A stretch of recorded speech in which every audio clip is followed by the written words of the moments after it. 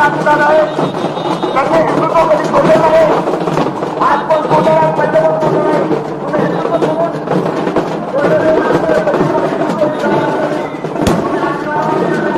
येणाऱ्या 5 दिवसामध्ये सर्वांना विनंती करतो की आपण आपापल्या जेवढे या मतदारसंघात नातेवाईक आहेत, जेवढे मित्र कंपनी आहेत, सगळ्यांना फोन करा, सगळ्यांना प्रत्यक्ष भेटा आणि आपल्या घरातला, तुमच्या आमच्या घरातला एक सामान्य कुटुंबातला मुलगा या निवडणुकीमध्ये उभा आहे म्हणून आपण सगळ्यांना माझ्या वतीनं विनंती करा. आणि तुम्हाला एक नक्की शब्द देतो की आपण मला आमदार म्हणून निवडून दिल्यानंतर तुमची मान खाली जाईल असं वर्तन ह्या अजित पिंगळेकडून कधी होणार नाही. टक्केवारीचा लागलेला कलंक या मतदारसंघाचा मी खोडून काढीन एवढं या प्रसंगी सांगतो. आणि शेवटला मी खरं सांगतो, एकनाथ संभाजी शिंदे नावाचे या राज्याचे मुख्यमंत्री आणि शिवसेना पक्षाचे मुख्य नेते यांच्या हातामध्ये शिवसेना पक्षाची सूत्र आली नसती तर अजित पिंगळे आज तुमच्या पुढे उमेदवार म्हणून दिसला नसता. ह्या महाशयाकडे ज्या वेळेस पक्षाची सूत्र होती तेव्हा कशी तिकीट विकली जात होती ही आपण आपल्या मनचं सांगत नाही. तानाजीराव सावंत साहेबांनी लोकसभेच्या निवडणुकीत सांगितलंय की कशी कशी तिकीट आरटीजीएस न पैसे पाठवून विकत घेतले. आणि तुम्हाला खरं सांगतो, खोटं बोलणार नाही. लोकांना वाटत असेल साहेब 25-30 लोक इथं तिकीट मागत होते, अजित पिंगळेनं कुठून कशी लावली लिंक, शिंदे साहेबाचा कुठून पावना लागतो काय की असं बी लोकांना वाटतंय. ईश्वर शपथ सांगतो, तिकीट मिळायच्या अगोदर मला एकनाथ शिंदे साहेब बी ओळखीत नव्हते, फडणवीस साहेब बी ओळखीत नव्हते ना अजितदादा बी ओळखीत नव्हते. शिंदे साहेबाला 4-5 वेळा भेटलो होतो, फोटो सेशन झालं होतं. पण कदाचित तुम्ही गेल्या पंचवार्षिक मध्ये जो विश्वास माझ्यावर दाखवला, गेल्या पंचवार्षिक मध्ये अत्यंत कमी ताकदीचे सवंगडी सोबत असताना सामान्य जनतेनं जे गेल्या कळंब तालुक्यानं गेल्या विधानसभेमध्ये मला जे मतदान केलं होतं, कदाचित त्यावेळेस पेरलेल्याचं हे फळ असेल. आणि केवळ या ग्राउंड रिपोर्टवर आणि आपल्या जिल्ह्याचे नेते डॉक्टर तानाजीराव सावंत, राणा जगजितसिंह पाटील, सुजितसिंह ठाकूर साहेब, रवींद्रजी गायकवाड आणि ज्ञानराजजी चौगुले या सगळ्या नेत्याबरोबर मुख्यमंत्री महोदयांनी आणि श्रीकांतजींनी चर्चा केली आणि आपल्याला ही संधी दिली. त्यामुळे तुम्हाला विनंती करतो, 23 तारखेच्या ज्या दिवशी आपला निकालाचा शुभारंभ होईल आणि बाळ शिवसैनिक कोणाचा?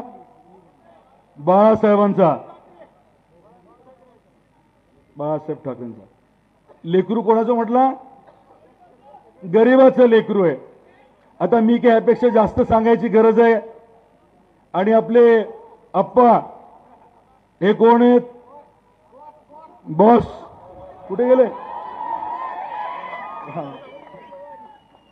माता हे दादा आणि बॉस मिळून आपल्याला काय करायचंय? आपल्याला ऐतिहासिक मताधिक्य मिळवायचंय, उगा लेचं पेचं नाही. आणि आजपासनं तुम्ही इतका वेळ 12 वाजल्याच्या उन्हामध्ये बसून आहात. कशासाठी आला इथे? प्रेमापोटी आलाय. आपली जबाबदारी आहे, आपली मोठी आता जबाबदारी आहे. एक एक मतदान कसं वाढवता येईल ते बघा.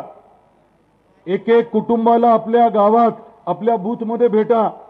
कुठल्याही कारणामुळे नाराज असतील, 2.5 वर्षामध्ये आपल्या जिल्ह्याला जवळजवळ 25,000 कोटी रुपयाचा विकास निधी उपलब्ध करून दिलाय शिंदे साहेबांनी, देवेंद्रजींनी, अजित काकांनी. आणि शिंदे साहेब, तुम्ही जे आहे हे या मतदारसंघामधून आपला हक्काचा आमदार जो आहे तो विधानसभेमध्ये पाठवा अजितजी पिंगळे यांच्या रूपाने. आणि आता तुमची जबाबदारी अजून वाढली आहे.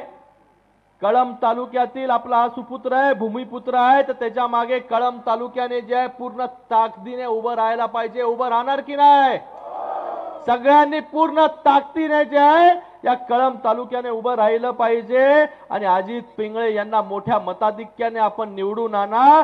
पुन्हा अजित पिंगळे जेव्हा आमदार होतील, जसं बाकी मतदारसंघामध्ये आज जर आपण गेला महायुतीच्या, राणासाहेब आपल्याला माहिती आहे की प्रत्येक आमदाराला हजारो कोटी रुपये निधी देण्याचं काम जे आहे ते आपल्या सरकारने केलं, महायुतीच्या सरकारने केलं.